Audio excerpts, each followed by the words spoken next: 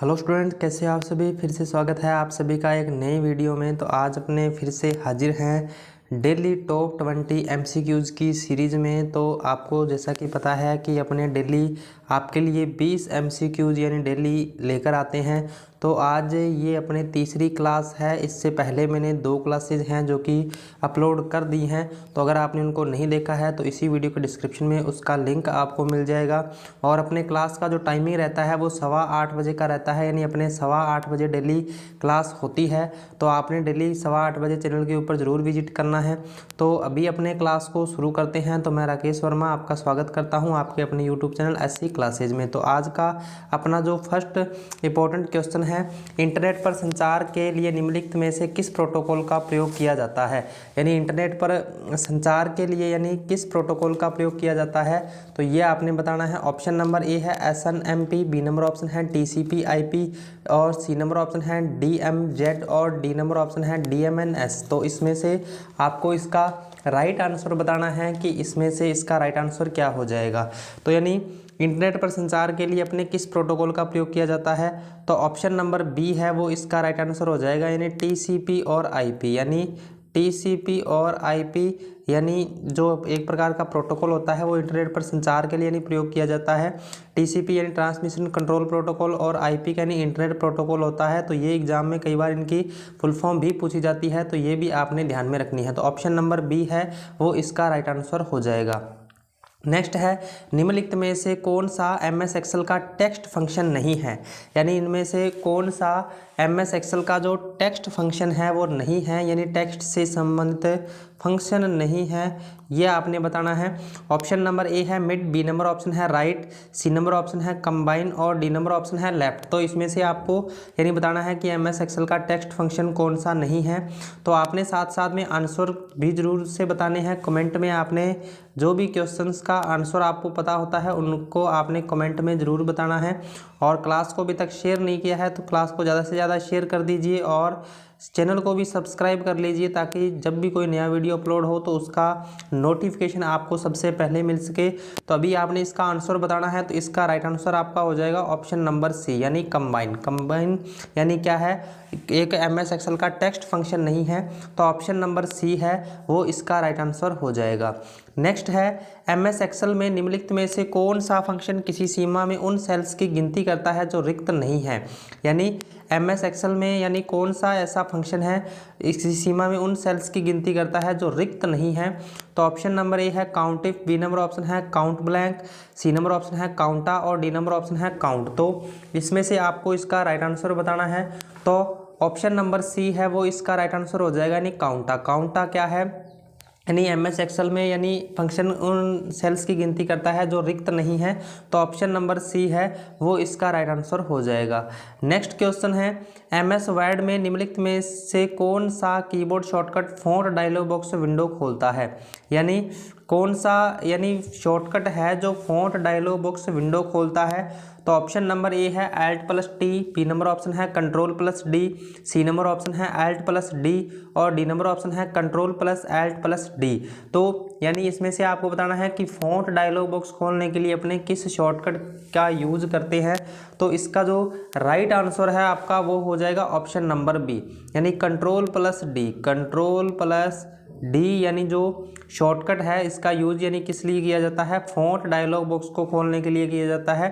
तो option number B है वो इसका राइट आंसर हो जाएगा।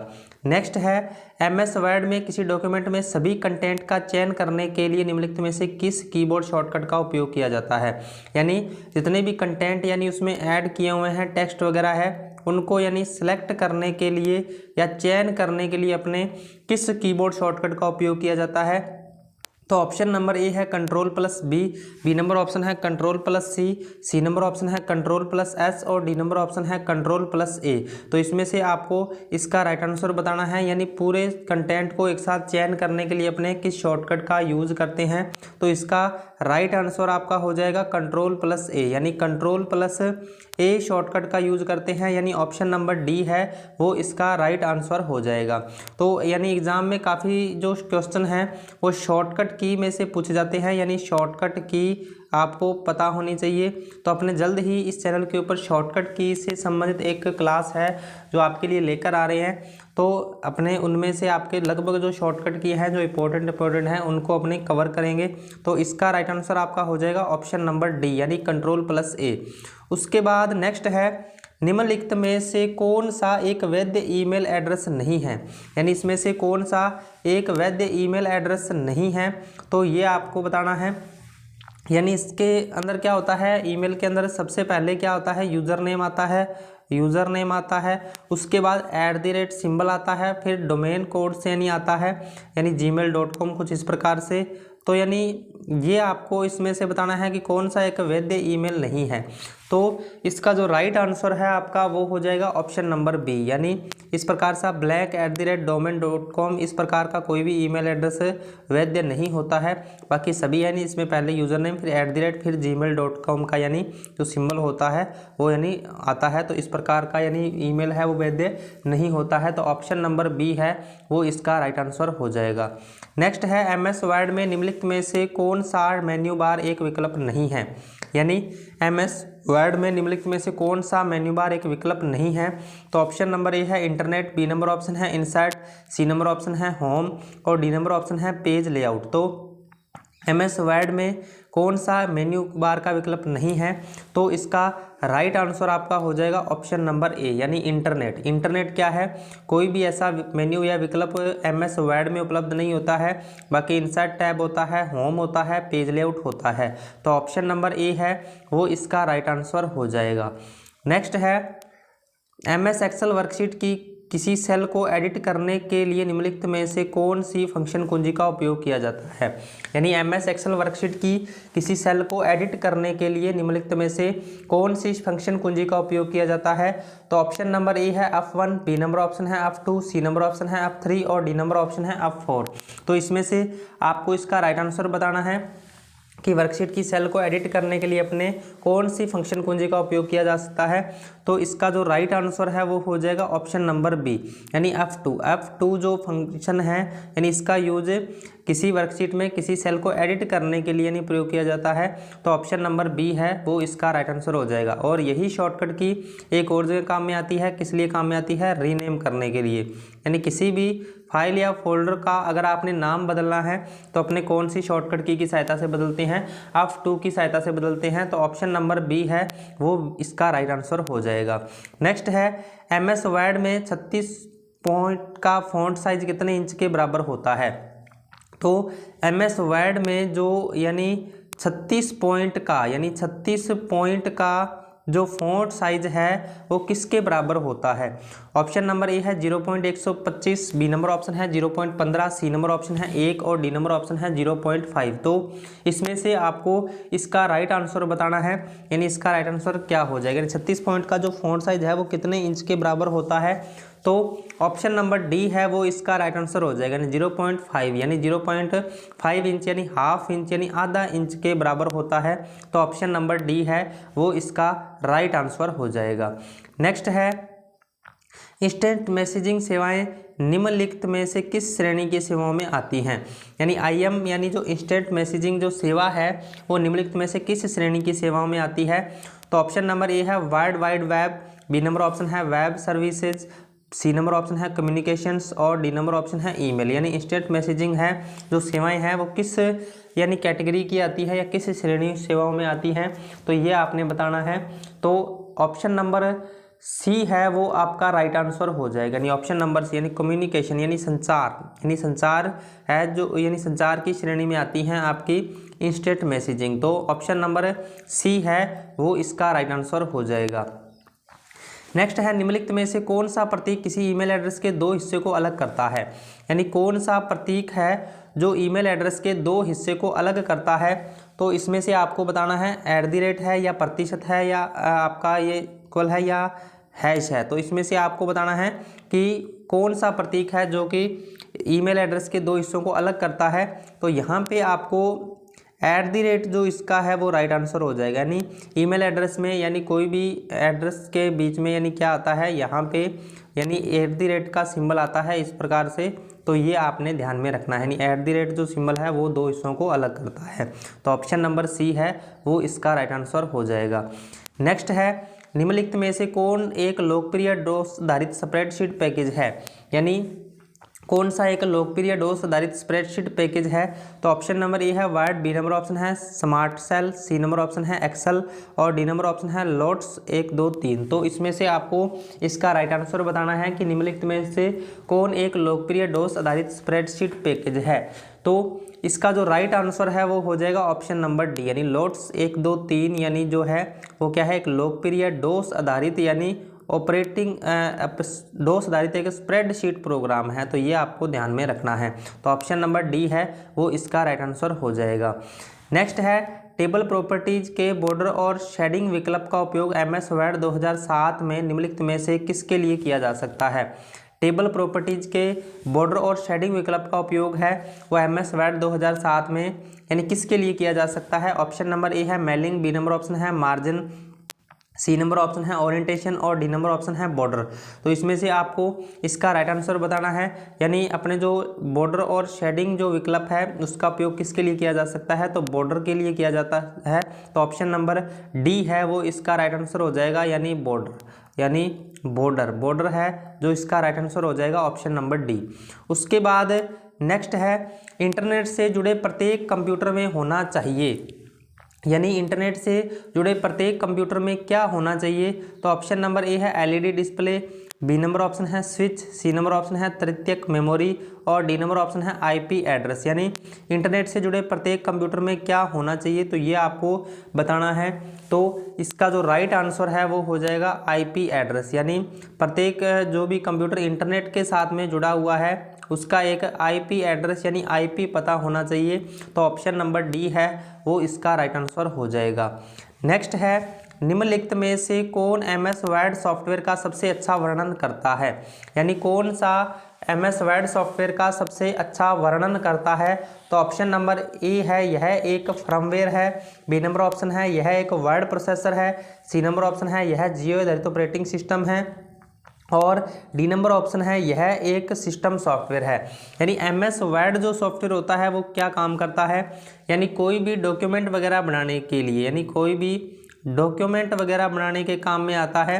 तो डॉक्यूमेंट से संबंधित अगर कोई भी काम अगर कर रहा है तो वो किसके अंतर्गत आता है, तो यानी वो एक वर्ड प्रोसेसर कहलाता है। तो यानी इसका जो राइट आंसर है वो क्या हो जाएगा, ऑप्शन नंबर बी हो जाएगा, यानी ऑप्शन नंबर बी है वो इसका राइट आंसर हो जाएगा, यानी यह एक वर्ड प्रोसेसर है। तो ऑप्शन नंबर बी है वो इसका राइट आंसर हो जाएगा। नेक्स्ट है, MS वर्ड में टेबल में कॉलम की चौड़ाई बदलने के लिए निम्न में से किसका उपयोग किया जा सकता है। MS वर्ड में टेबल में कॉलम की चौड़ाई बदलने के लिए निम्न में से किसका उपयोग किया जा सकता है। तो ऑप्शन नंबर ए है इंसर्ट, बी नंबर ऑप्शन है ट्रांसलेट, सी नंबर ऑप्शन है डिफाइन और डी नंबर ऑप्शन है टेबल प्रॉपर्टी। यानी कॉलम की चौड़ाई बदलने के लिए अपने किसका उपयोग किया जा सकता है, तो ये आपने बताना है। तो इसका जो राइट आंसर है आपका वो हो जाएगा ऑप्शन नंबर डी, यानी टेबल प्रॉपर्टी। तो टेबल प्रॉपर्टी में यानी अपने क्या है, कॉलम की चौड़ाई और जो रो है उसकी हाइट वगैरह को अपने चेंज कर सकते हैं। तो ऑप्शन नंबर डी है वो इसका राइट आंसर हो जाएगा। नेक्स्ट है, MS एक्सेल में लेन फंक्शन निम्नलिखित में से किस श्रेणी से संबंधित है।